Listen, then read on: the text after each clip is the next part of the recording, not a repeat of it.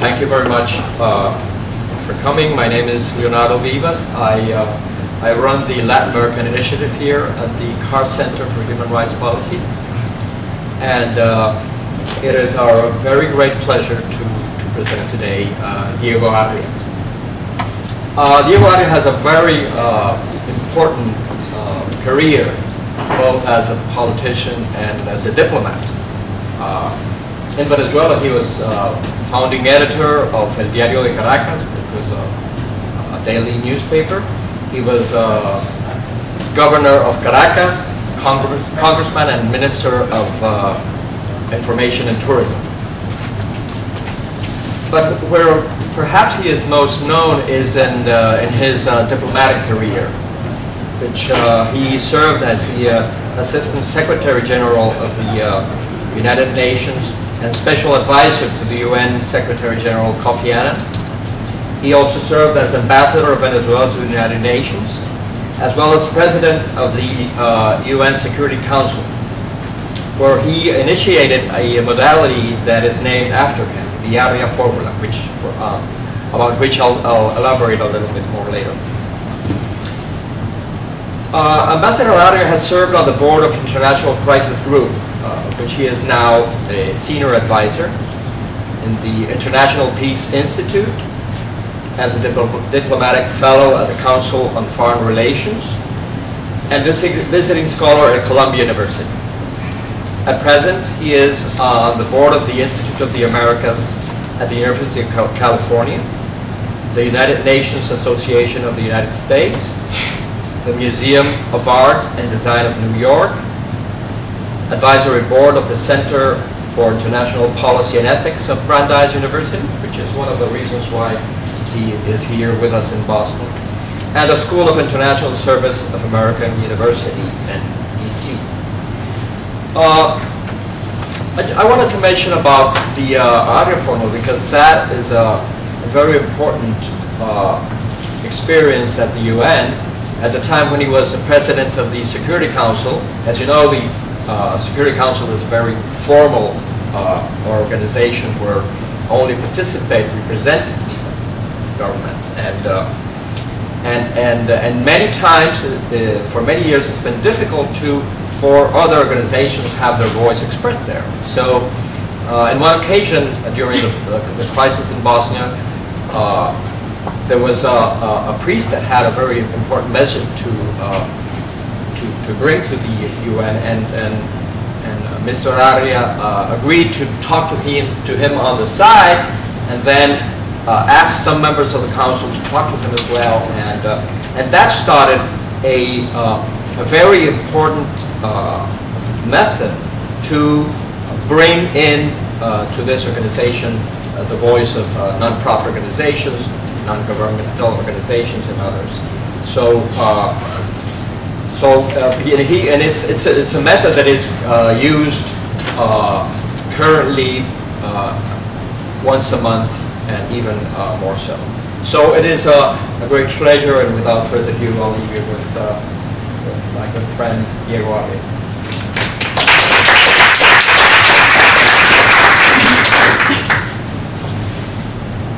Wondering, looking at the outside, I wonder if I would have come to a meeting in these hours, such a beautiful weather like there is outside. So I am extremely thankful, and I have to think of the Bible. So few are the chosen, and I am very thankful for you to be here. Thank you, Leonardo.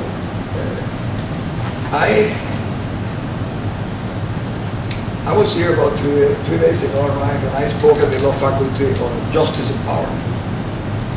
And yesterday I spoke on the United Nations. And both were very easy for me in a way, because I said to the audience that I was going to take them into a tour behind the closed doors of the Security Council, but they have never been. And also I said I was going to talk to them about a book they have not read because I have not finished writing it. So it was very easy for me to put a fast one. So I'm very thankful that you really were here. This is about to publish a book on the impunity of justice, called. twilight of impunity. The twilight of impunity on Milosevic case, and she's been kind enough to dedicate a few pages to my role into that process of the Milosevic trial, for which I am very thankful. I said in the Power and Justice speech, conference, the keynote speech that I gave 2 days ago here, that some people do not like diplomats, as diplomats think twice before saying nothing. And I said that I wanted to make sure that I said a couple of words, but today I'm not wearing that hat, but only as a Venezuelan who is concerned at the situation of a country that finds itself in a real dilemma. I wish it could be like Yogi Berra said once, when you get to a crossroad, take it. The problem with our crossroad is one, whether we regain our freedoms and liberties or whether we lose it permanently. And that's precisely what I think Venezuela is today. I will not go into the details of the situation because I think Venezuela is a well-known case. Fortunately, by now it's become emerging the reality. But I will ask myself some questions, and I would like to raise some questions to you because I'm more interested in hearing your reaction on it. You know, my first concern is how a country like ours, like mine, turned into just a country of destination. For 100 years, people from all over the world became Venezuelans or moved to Venezuela. It is now becoming an exporter of Venezuelans to an extent. And I was moved to read last week that the poll says that 40% of the Venezuelans will leave the country if they have the chance. And 55% of Venezuelans below 30 years old will leave the country. That's completely unthinkable. When I came to study in this country, I was 14 years old. Never thought in my life that I could live outside of my country. And no Venezuelans ever live outside of some country. And how a country that had a deficient democracy, but a democracy, but a pluralistic system, came to be the way it is today. I'm going to talk to you about a few things. One would be how Chavez emerged. How was it possible? How the Dr. Blanco, welcome. How a country like this came to be. I said, for example, that Chavez was crowned by the rich and not by the poor, and I will explain to you why that is such a major difference. Because had he been crowned by the poor, it would have been a structural problem in the country. No, with the rich people who financed it, thinking that it would be much easier to handle a lieutenant colonel than to have to negotiate with the political parties. And that now I think they have repent. I believe that one of the worst things that's happened to my country has been the loss of the sense of direction. Churchill used to say that when you erase the memory of a person, it's the same with a country. You lose the sense of orientation. You cannot look backwards to see where you're coming from. And you cannot know where are you going to. And it's through a perverse process during the last 10 years. The Venezuelan history has become like we started to, as a nation, in 1992 or 1998, where we had before, as I said, an efficient democracy, but we had a pluralistic society. When a nation is deprived of its conception of its past, is not able to deal not only with the present, it's not able to deal with the future. And that to me is one of the problems that my country is facing. Another issue would be, are the armed forces lost to democracy? I'm raising the points that I would like to talk to you. Will the international community cavalry come to our help? Do we have an opposition or do we have oppositionists? Are we about to become a republic of comunas or of Soviets, because that's the equivalent to it? Is there a way out, or Chavez will be like Duvalier, President Nabi? Is there any hope for the Venezuelans? I said to you before that I took the way out talking about a book that I didn't finish, but there is a book I did finish called The People First. When I wrote that book almost 30 years ago, when President Clinton became a candidate in Gore, they wrote a book called The People First. So I wrote him. He was the governor of Arkansas, and I said, "Dear Governor, I'm closing the book that I wrote called the same title, and I hope it takes you further than it took me." And he wrote me a very nice letter because I didn't make it, and he became President of the United States. But in that book, I said something at the beginning, which I think is pertinent with what's happening today. I said, Venezuela has today, I said at that time, unique conditions that few countries in the world have ever had. We have the resources, we have the people, we have the opportunity. But those are conditioned assets. If we become a society that uses technology, research, education, we will arrive at the 21st century, I said all the time, like a more prosperous and social coherent society. But if we don't do that, we may reach the 21st century losing the resources and losing liberty. And that precisely is what is taking place today. I don't want to bring that to say, well, I told you so, but because I would like to tell you at the end what I think we could do further down, but that's precisely what happened. Now that I'm quoting myself, which is not very elegant, I believe that we must be fair to Mr. Charles. What has Mr. Charles done for me, or what he did? I think the most important thing he did to me was that he brought the issue of poverty to the forefront of the national debate. And it was not that the people didn't care, or the government didn't care for the poor. I personally had a lot of problems when I was government, but that's besides the point. The national discussion, he brought this issue to the forefront. He made people feel that they were being taken more seriously and more responsive to ideas. Today, Venezuela is a very politicized society, ideologically charged. I believe thanks to that. He gave to the voice a sense of representation, which is, to me, the most important he did. And that created a very powerful connection, human connection, emotional connection between Chavez and his followers. That is all true. But what he didn't do was to empower the people. No president in the history of Venezuela have had the opportunity this man had. At one point, years ago, he had 70% popularity. He had a barrel of oil $130 per barrel. We had an income at that time of $90 billion a year, which is almost one-third today, which is equivalent to what we had 25 years before. So no one had that opportunity. And what did he do with it? He made the people more subordinated. He wanted to keep the people on a leash. I give you $300, you press in red, and you have to come every 2 weeks to pay you $300. But I will not liberate you. And that was precisely, to me, the most perverse thing. And what has happened after almost $1 trillion in 10 years? Venezuela has the highest, second highest inflation in the world after Zimbabwe, in the region the first. And $60 billion of Venezuelan resources have been given to outside of Venezuela to invest in the promotion of a man. I mean, Chavez become a world-known figure. Thanks to the $60 billion that we have spent or outspent or given away during those years. What has he done too? He has been extremely successful in one thing. He has been able to control all the powers of the state. He controls the National Assembly, he controls the Supreme Court, he controls the prosecutor, etc. To the extreme. I said it the other day at the conference of the law school that the president of the Supreme Court in Venezuela, who is a lady, said the other day in a public conference, this bourgeois division of powers of the state, this is completely against the will of the people and against what we should be doing in Latin America.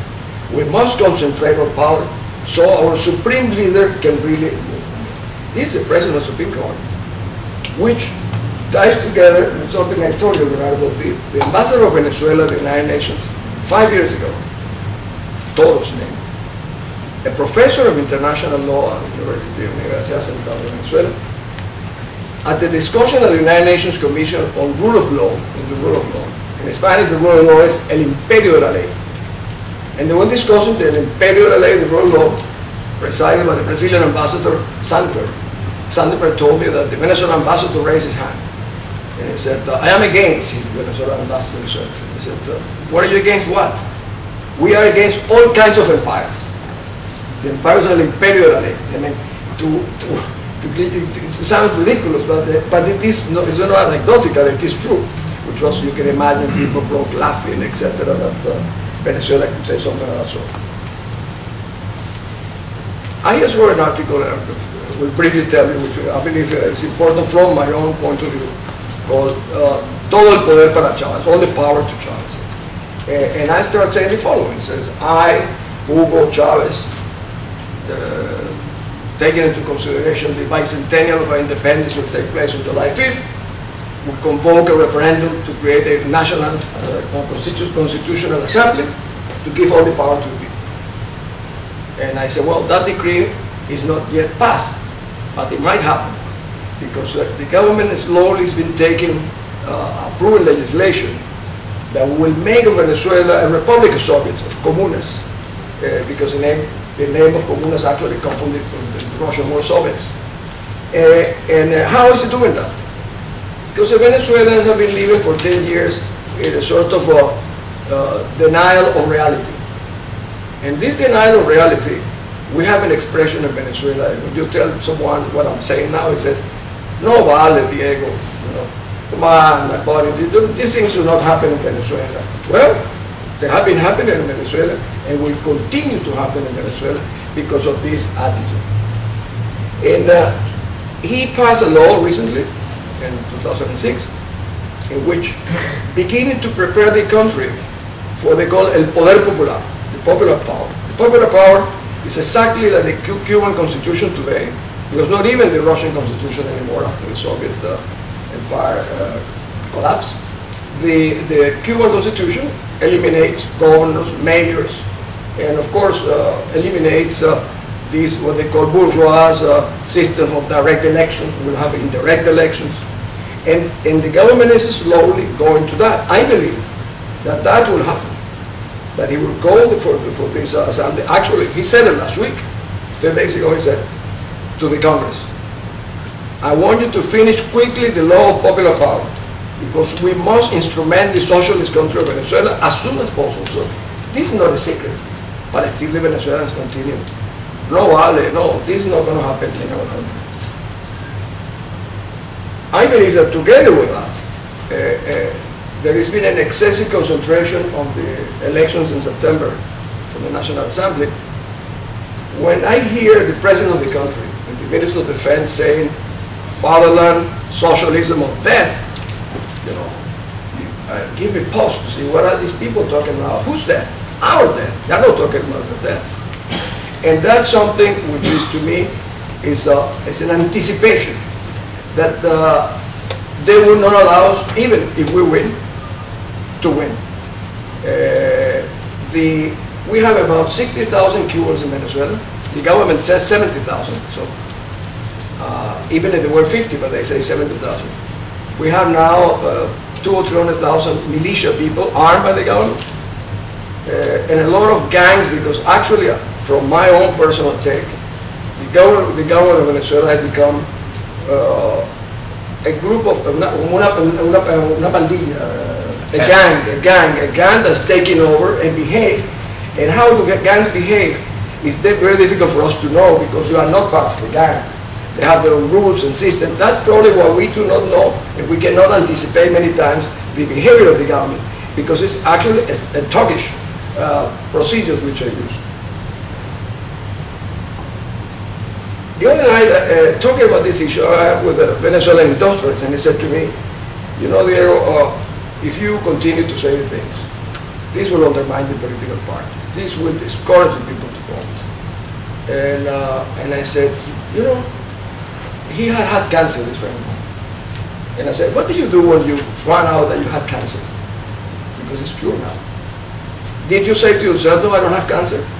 I don't have nothing to worry about, I'm going to cover it up? No. You took a plane and went to Memorial Hospital next day because you wanted to get rid of the cancer. And you wanted to make sure that you were cured. Well, this is exactly what I want to, like my country, to have the access, which is my Memorial Hospital for the society, public opinion, and the citizens. And, you know, he didn't have a reply to it, but this is a kind of consideration that people, that today, for example, the political parties are around 12% of the population, would like to dominate the other 50% who are in the middle, and I don't think that's right.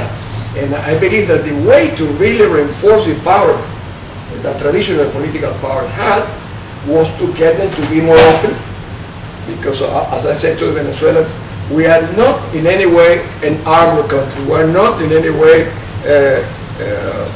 have a major protection from the government.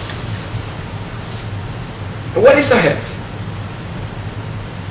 I think our greatest challenge is not the economy. You know, Venezuela, I was reading the other day in a book called Venezuela, Land of Opportunities, written in 1956, 58, 56, by the manager of Coca-Cola Corporation of Venezuela and the power company, the two Americans. And they said Venezuela had 9 million people. It has a balanced budget. It has no external, no internal debt, because we have one dictator who has paid all the Venezuelan debt, bonus. It has a balanced budget. It's the second highest consumer per capita of US exports. It's the second fastest growing economy in the world. That was my country about 60 years ago. You see how, you know, we were on the way to becoming a middle-sized developed country. Unfortunately, took the wrong route.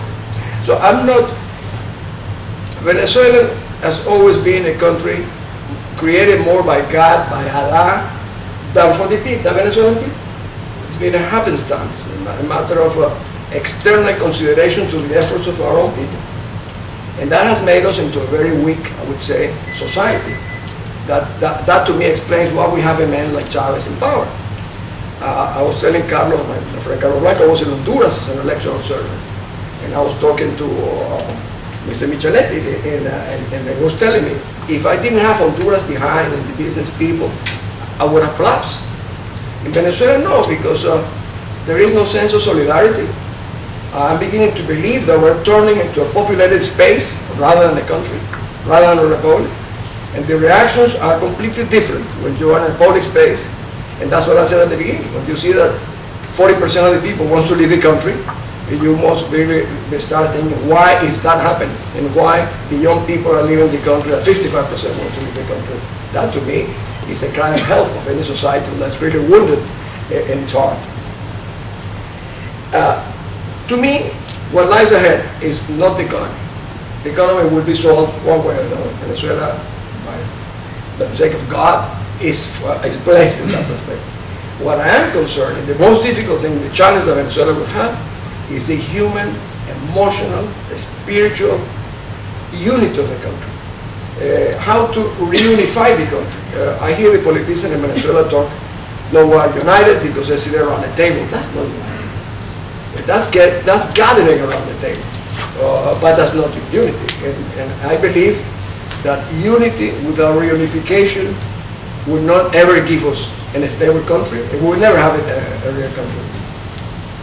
I have enough experience in working in the process of reconciliation all over the world, from Somalia to El Salvador to Yugoslavia to Cambodia, to understand perfectly well that reconciliation is a very tough act.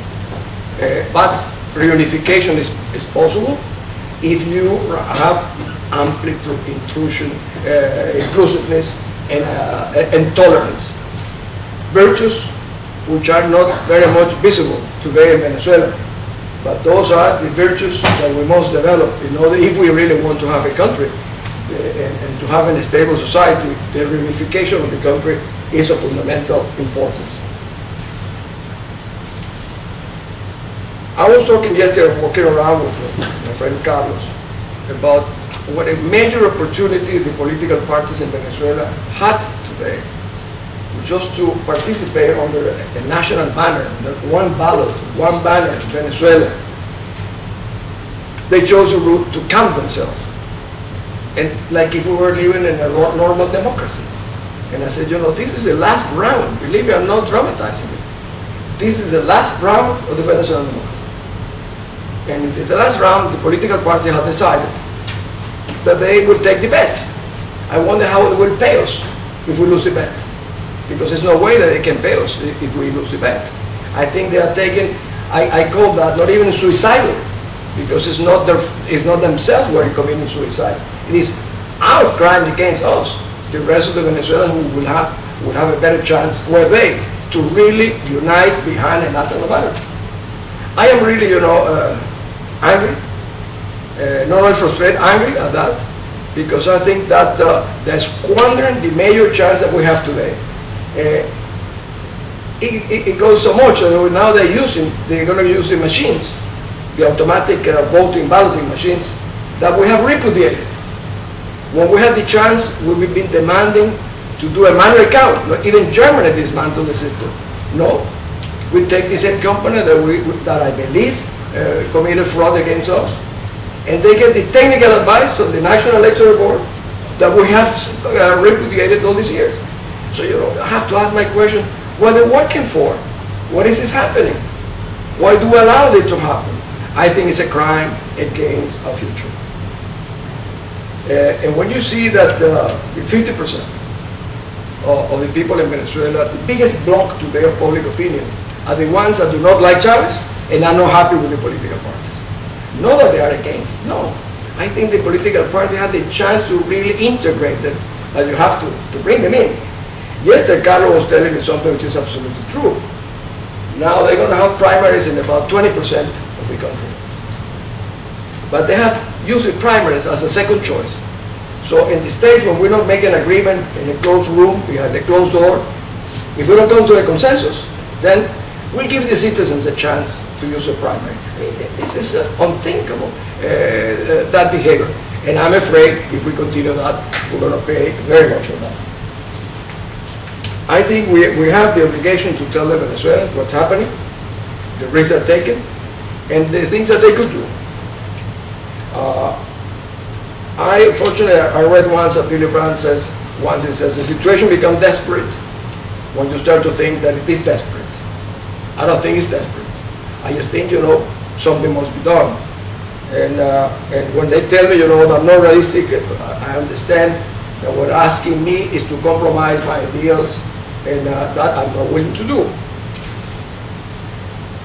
I think the offer is very important very simple to the Venezuelans. We are all Venezuelans. I was telling some friends that during the Iraqi, I was in the United Nations, so I know a lot what happened before the Iraqi invasion.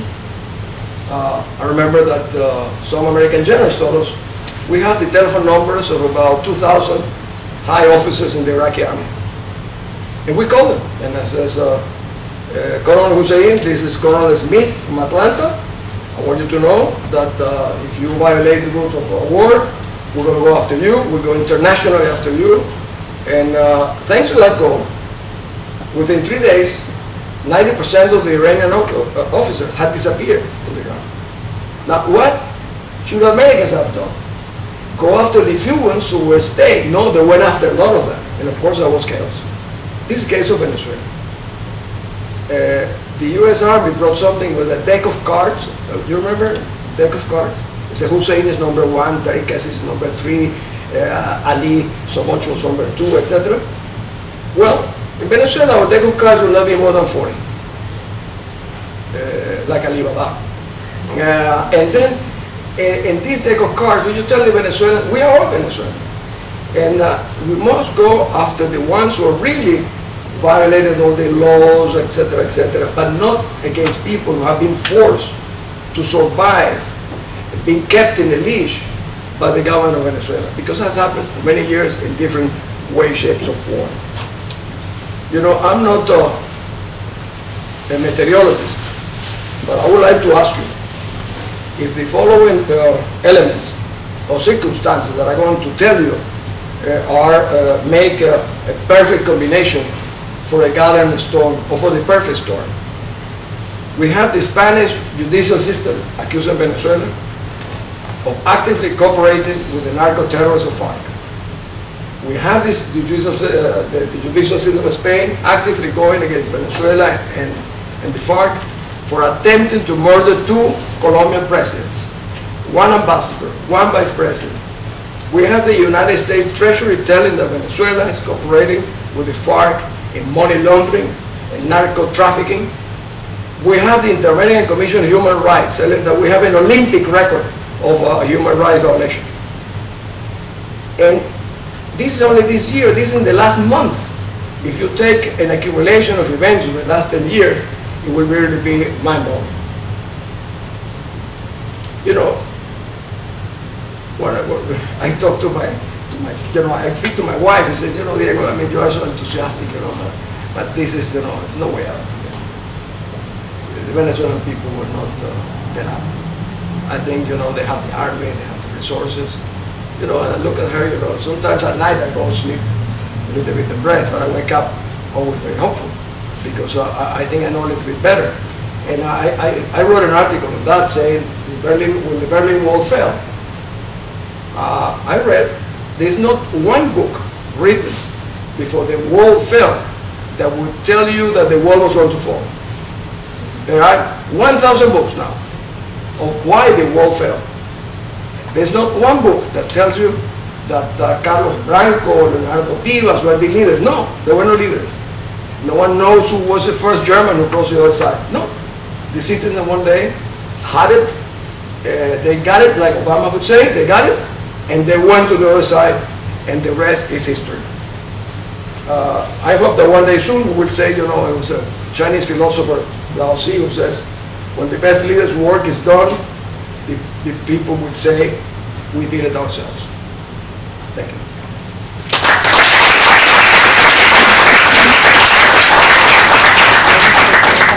I'm more interested in the questions than the reason myself.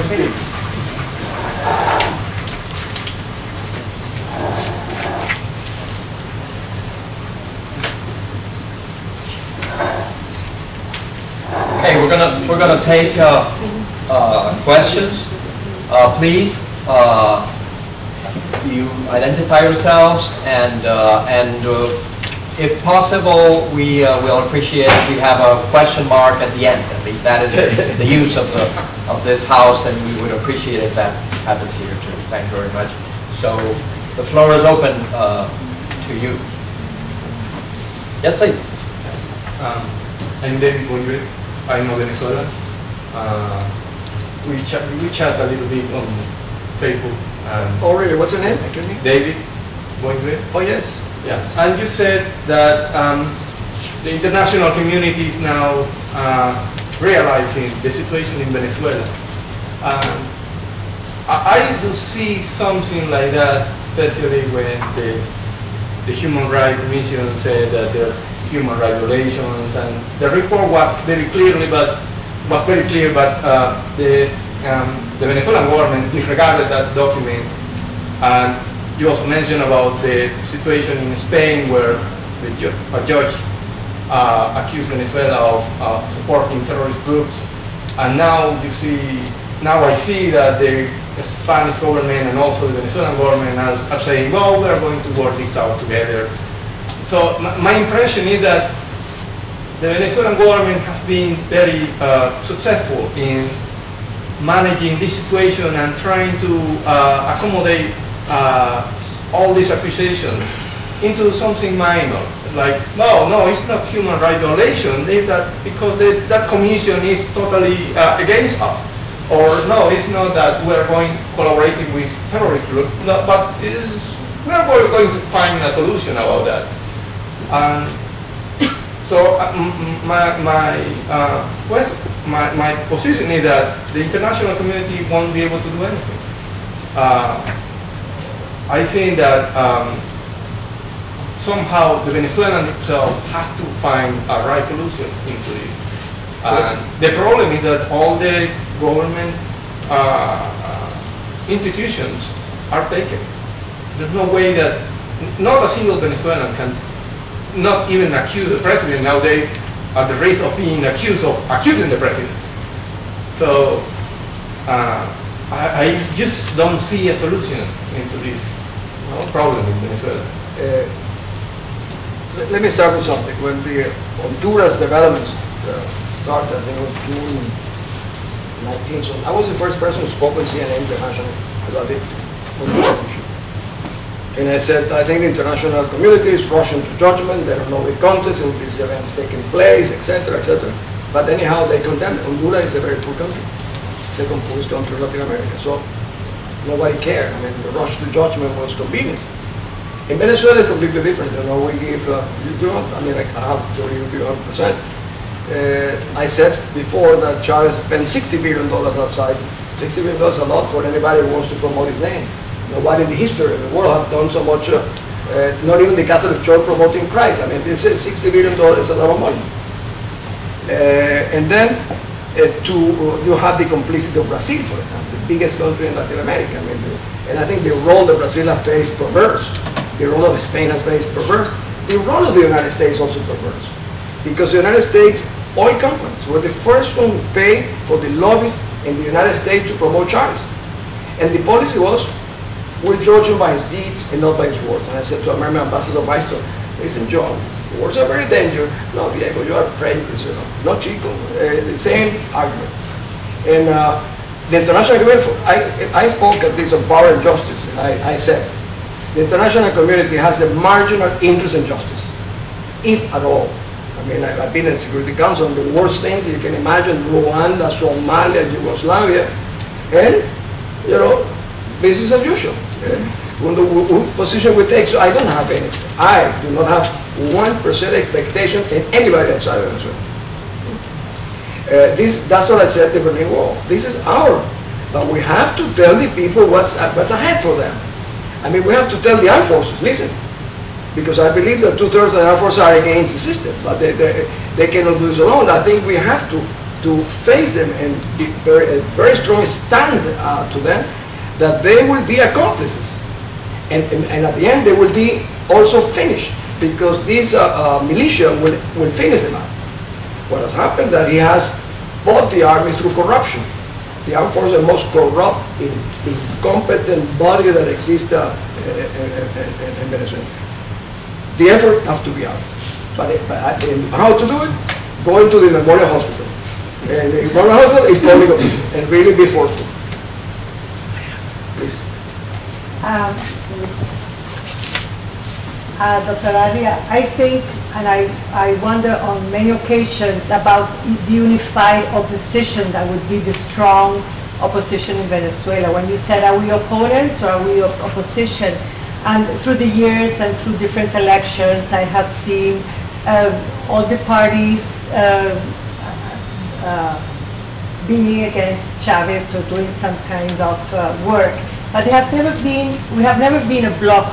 We have never seen a bloc of unified opposition. Do you think that will happen one day? Well, you know, that's precisely when I said at the beginning that I will try to say a couple of words besides the diplomats do. I think it's terrible. I get, for example, in Twitter, I almost tweeted you my whole conference today, and they said to me, but listen, Ambassador, pluralistic is very important in a society. Different battles will give the world an idea that we have. I said, which world do you live? I mean, we're not in a democracy. He has a unified power, and we, instead of understanding that, Acción Democrática wants to know if, for example, if the candidate here, it would be wonderful, Dr. Blanco, and we say, no, we all vote for him, different ballot. No, what I want to know, if I am the Christian Social Democratic, I want to know whether I have more votes on Acción Democrática to tell Carlos it belongs to me. And then what they're doing is actually counting themselves, like this was a hockey game or a basketball game. Well, what happened when they're counting is actually with the loss of Venezuelan liberties. And I am really terrified to see that they still don't get it. And the problem is, I think it's going to, if I have to anticipate, I think there will be a major reaction by the independent groups in Venezuela once they come out with all the names that they have chosen. They will choose around 80% of the names behind closed doors, and they will tell the rest, go to the primaries, citizens, we're going to be merciful to you, and you can go to 20 primaries. I mean, we're discrediting the system of primaries in that way, instead of giving the primaries the high value. And I think, you know, I am very frustrated. It's terrible. If we don't do that, I think we're going to lose it.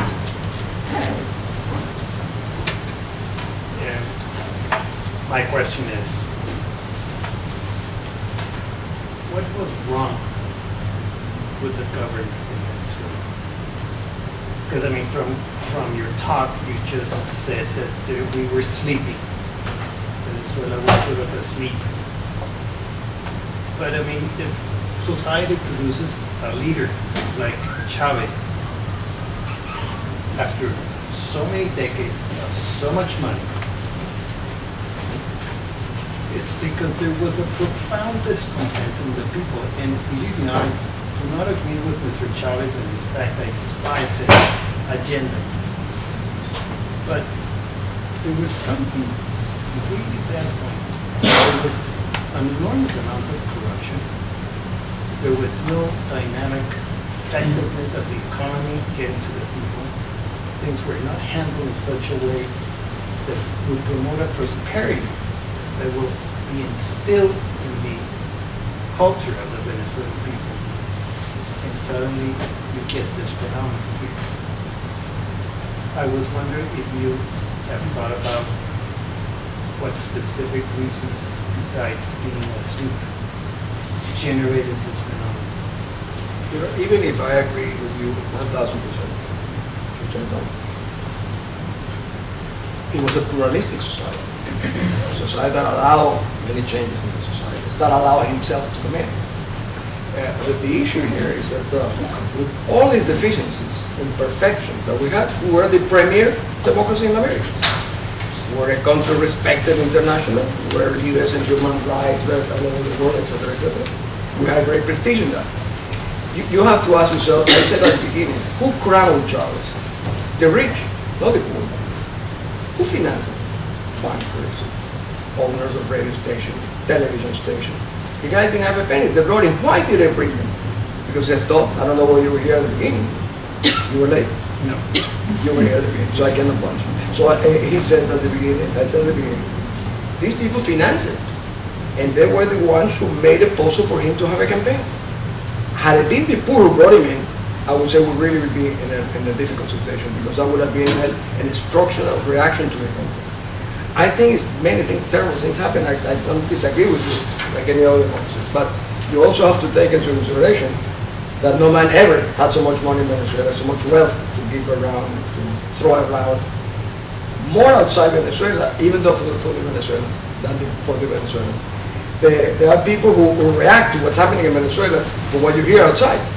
And when you spend $60 billion, it's a lot of money. We have now people that say in Venezuela, when we were happy and we didn't know it. And people were very critical now begin to think that we had the option to live in freedom. We had a peaceful country. We coexisted. And Venezuela was an example in many things, I think, on many points too. I don't think there's a definitive answer to what you're asking me. But why did it have so much resonance among the people? All his agenda, like going against the United States and calling them an empire. No, that's not. That people in Venezuela are very pro-American. So the Pew poll. I was a fellow of the Council for or the issue of the social injustice or the economic disadvantage.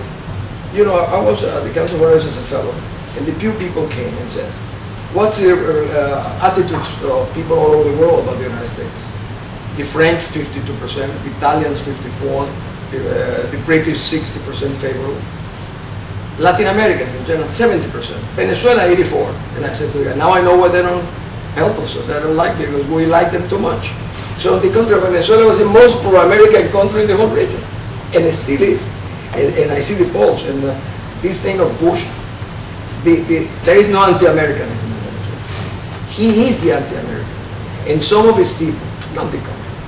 They all dress like Americans, they want to live in Miami. I mean, 50% of people want to leave the country. You can imagine where are they going. They don't want to go to Cuba. They want to go to Miami or to, I don't know whether they like the weather in Boston, but they don't want to be there. So, my name is Carlos Lastra, and I'm a Master's in Public Policy student here. So I appreciate your point that if change is going to come to Venezuela, it has to come from Venezuelan leaders. But can you be a bit more specific on what role do you think the international community can have in supporting that change or supporting those leaders, if any? Well, you know, there was a meeting in Cancun 2 weeks ago, Latin American leaders, where they formally buried the Inter-American Democracy Charter, the Charter of Inter-American Democracy. Why do I say that? Well, they had Raúl Castro presiding some of the meetings, you know, the longest serving dictator in the region, presiding the meetings for the creation of a new democracy in the region. So that day, they buried the Inter-American Charter.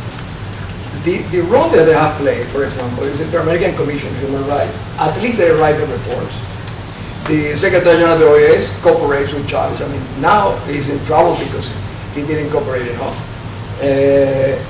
But I don't expect, like I said to you at the beginning, and I try to insist to my countrymen, forget that they always ask me, you think we're going to get help from the British or that? No, nothing will come from outside. The only thing we hope, you know which is our best ally? The media. The international media has perfectly grasped the Venezuelan situation. And they are the ones who are making international public opinion. Like they were in the opposite situation a few years back. They had this take, you know, the Venezuelans were very happy with the guy who was attacking Bush. No, the Venezuelans were not very happy with that.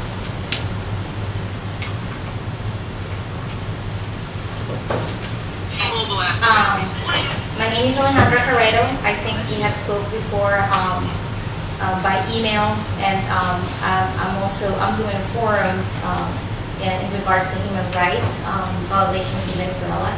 And my question as a student, I'm a government student as well, and as a student I try to analyze and make a better point of view of what is going on in Venezuela and how I can help the society there.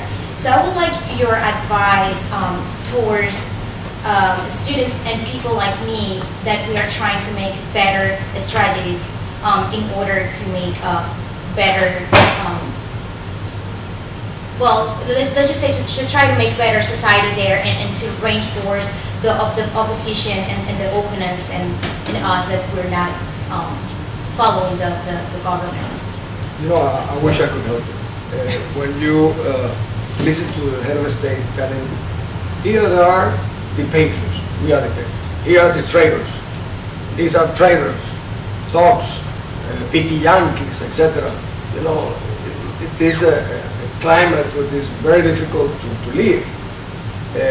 I said to him, and I'm on the record saying, listen, in the Rwanda tribunal, I am one of the creators of the Rwanda tribunal, as I was in the Yugoslavian tribunal, the greatest punishment was given to the media people that own a radio station called Collins, because they were inciting hate and violence to kill the Tutsis.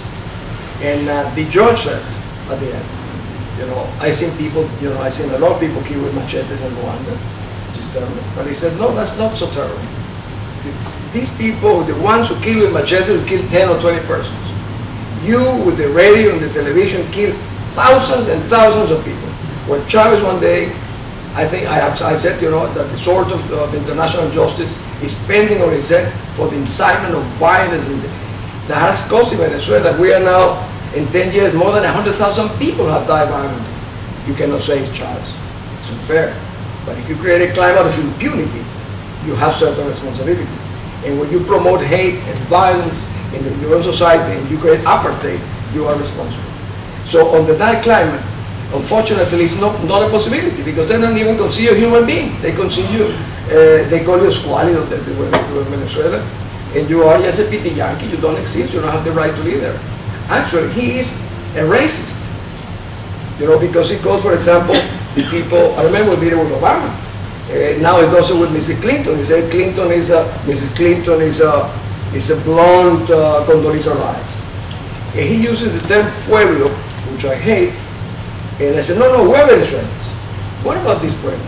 Because he has adopted a classification for the poor because he is preaching that to be poor is good, except him, his family, his friends, his associates.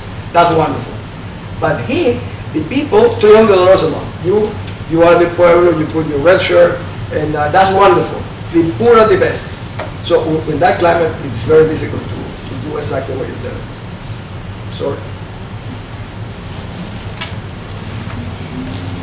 Hi, me llamo Irene Agüero.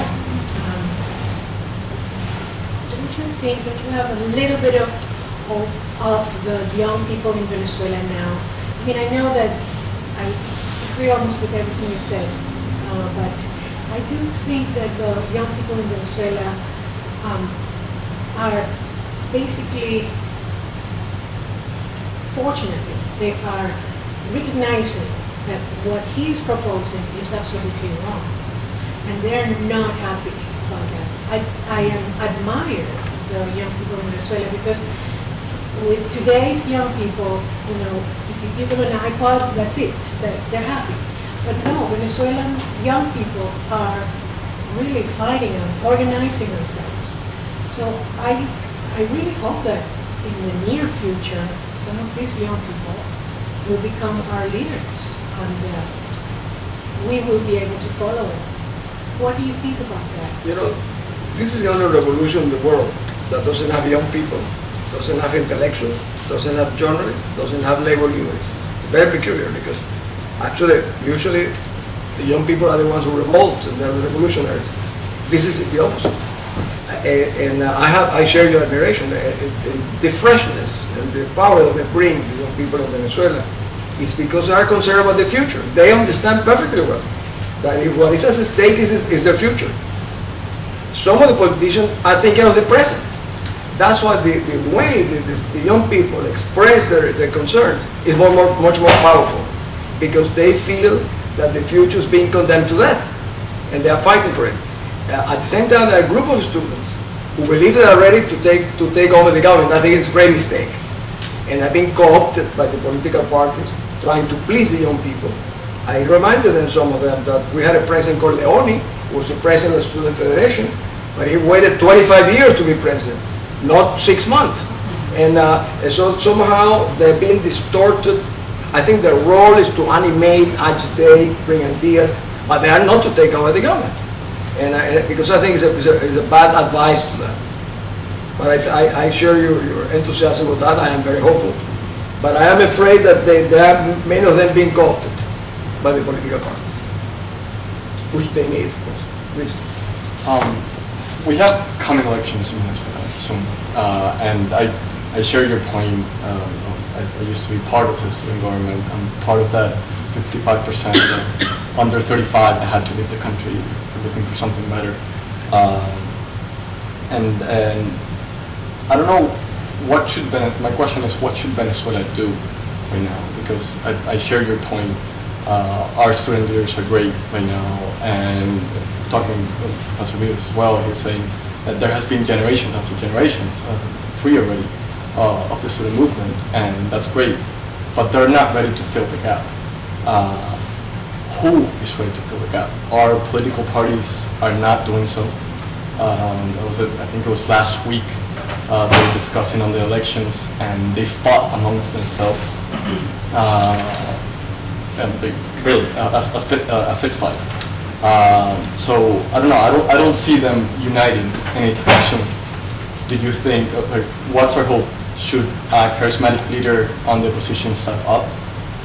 What's the attitude for Venezuela right now into we allow those young students to grow and feel like that has future leaders? You know, this is a monumental question. I said before that I am not concerned about the economy. One way or another we'll find it. The issue is a humane issue, and it's a spiritual issue, which is the most difficult thing to cure, and it will demand a lot of efforts. I said amplitude tolerance, which are assets which are not very visible today in Venezuela. And I will tell you an example. I was meeting with a group of people in La Vega, which is a poor area in Venezuela, which I had remodeled when I was governor, and I went to talk to them. There were about 12 of them in the house. 10 of them were Chavistas. And I asked them, what do you think of this Cuban mission, Barrio Adentro? And they said to me, alivio, they make you feel better, but they don't cure you. And I said, what cures you? They said, a job. And I said, what do you think of prime? Do you think that this house is yours or it belongs to Maria? Or no, this is mine. And Maria is hers. And I asked them about equality. They said, to me, equality is you respect me, I respect you. I've learned a lot talking to the people in the marriage. You start to learn that the radicals are not the people who are at the lower echelon of the line. No, they are the ones on top, the ones who are rich, powerful, etc., and control the power. They are the radicals. Not these people. One said to me, listen, if Maria has a better home than me is because probably she has worked harder than me, or she has studied more than me, so she deserves. She has hers, I have mine. So what you hear the president saying is going to socialize the country, and you hear people say no, they want to have their own property. During the last presidential election, I included a question in one of the last polls which says, would you agree if your children were taught in a Marxist-Leninist creed? 91% said no, which means that 85% of the Chavistas were against it. And that was the only question that really divided the Venezuelans, that was education and private property. So I again go back to the deck of cards of Hussein, we have to put apart who are the ones who are leading the country in the wrong direction. And there are people on our side who also doing the same thing in a radical way. So I mean, you have to put apart the radicals on both sides, because you cannot unify the country with radicals. You really have to unify with tolerance and amplitude. And that will demand a lot of effort. So I don't have an easy answer, but the only way that I see it is that, and to really be forthright, and to be very sincere, and people know whether you are genuine or not. And if you are not, if you really want it, or you really want it for your part, that's totally.